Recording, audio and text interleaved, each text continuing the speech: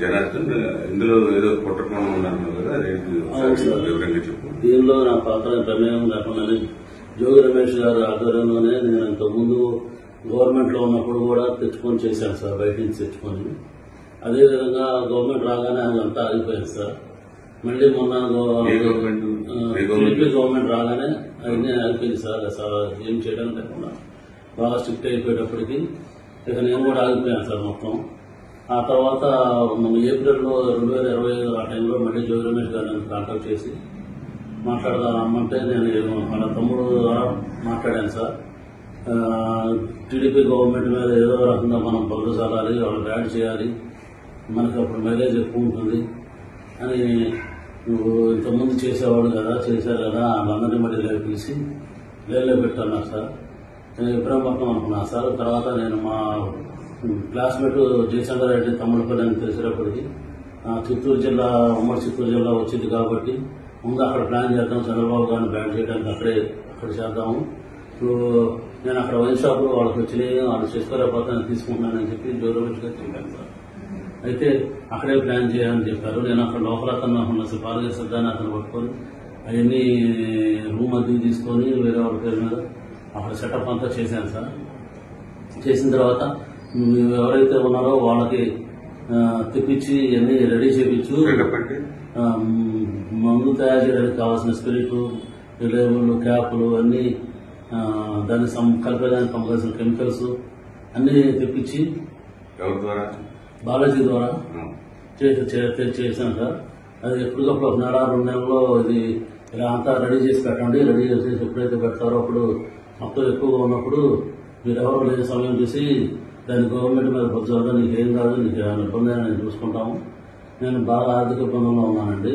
ఆ ఆర్థిక ఇబ్బందులన్నీ నుంచి తీసేసి మీ ఫ్రెండ్ అక్కడ ఎక్కడో ఆఫ్రికాలో డిస్టరీస్ ఉన్నాయి కదా, అక్కడికి వెళ్ళిపో, నీకు దానికి కావాల్సిన అమౌంట్ 3 కోట్లుగా మేము సర్దుతాము, నువ్వు అది ఇవన్నీ ఏం చెప్పకుండా మామూలుగా ఏం తిరిగినట్టుగా ఉండు, నువ్వు అక్కడికి వెళ్ళి అన్ని రెడీ చేస్తా ఉండే ఎవరికి అనుమానం రాకుండా అని చెప్పారు సార్. అదేవిధంగా తిరుగుతూ ఉంటుంది. ఏ నెల అక్కడ కుర్రోడు కూడా వెళ్ళిపోతానంటే నేను గట్టిగా అడిగాను సార్, ఇబ్బంది అవుతుంది అని అడిగితే మొన్న సెప్టెంబర్ 20వ తారీఖు తర్వాత ప్లాన్ చేద్దాం, నువ్వు మీ ఫ్రెండ్ ఎక్కడున్నాడో కనుక్కో అంటే నేను కనుక్కుంటే ఆఫ్రికాలో ఉన్నానని చెప్పాడు సార్.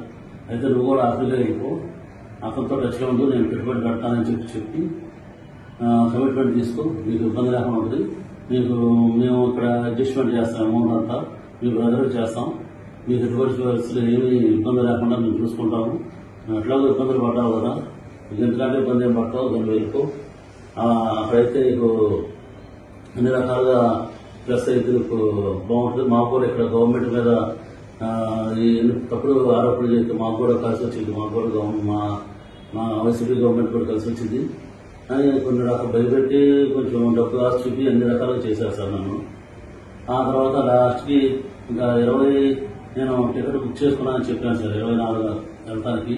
అప్పుడు 23 మళ్ళీ ఇంటికి రమ్మన్నాను సార్. ఇంటికి వెళ్ళాను సార్. నేను వాళ్ళ ఇంటికి వెళ్ళినప్పుడు అక్కడ లోకల్ నాయకులు జోగి రమేష్ గారు, రాము, నాగిరెడ్డి, స్వామి గారు అట్లా ఉన్నారు సార్. ఇంకా పిఏ రాము అందరూ ఉన్నప్పుడు ఒక నిమిషం మామూలుగా మాట్లాడి తర్వాత వాళ్ళందరినీ సెట్ చేసి వాళ్ళు వెళ్ళిపోయారు సార్. వాళ్ళు వెళ్ళిపోయిన తర్వాత ఇవన్నీ డిపార్ట్మెంట్ ద్వారా మన సురేష్ ద్వారా ఏలూరు జిల్లా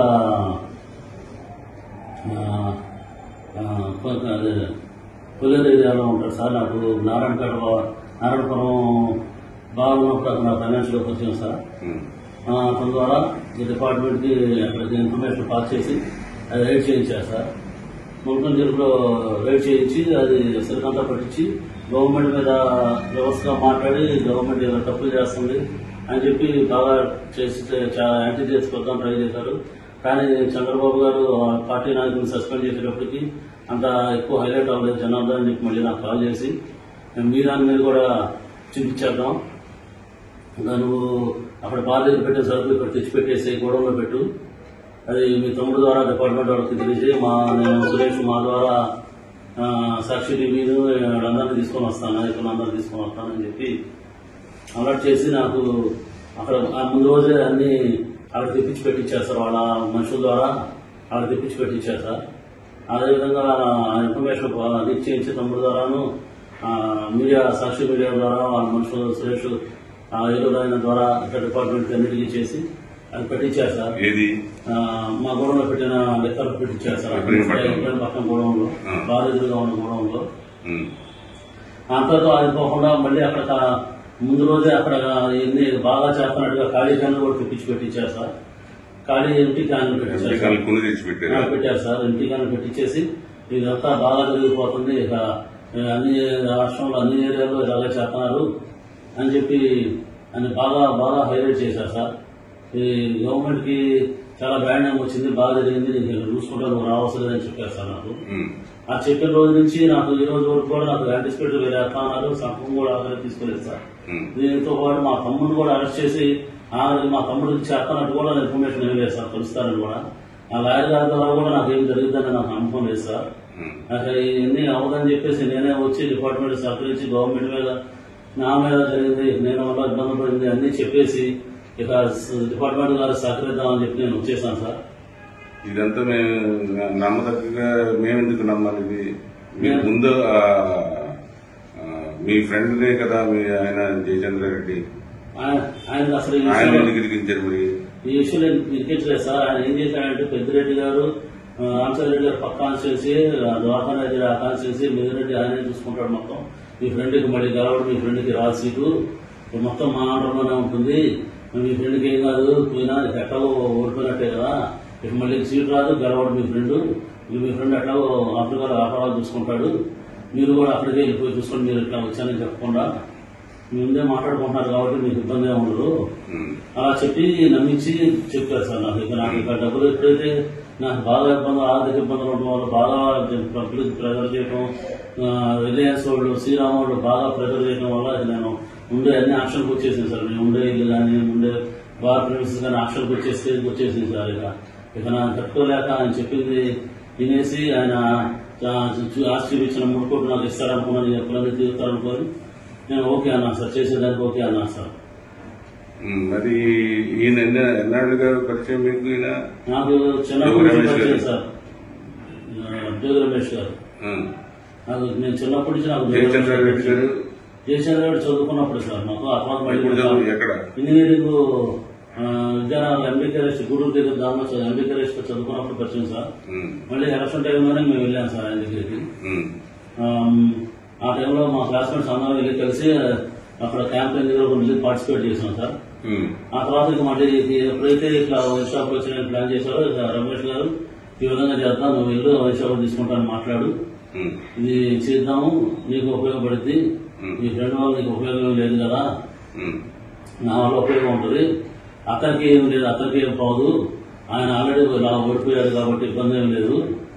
ఇక ఇలా చెప్పేటప్పటికి అతనికి కాదు కదా, నాకు కూడా ఏ కేసు లేకుండా చూసుకుంటున్నారు కదా అని నేను ఒప్పుకున్నాను సార్ ఇది చేయడానికి.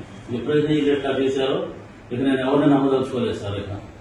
ఇక ఎవరిస్తానా లేదు, ఇక నేను ఎట్లాగో ఇబ్బంది పడుతున్నాను, ఇంకా మళ్ళీ ఇక ఇబ్బంది పడకూడదని చెప్పేసి వచ్చి ఇక సరెండర్ అయితే ఇక గవర్నమెంట్ శిక్ష సెక్షన్ అనుభవిస్తాను దానికి రెడీ వచ్చేసాను సార్ నేను.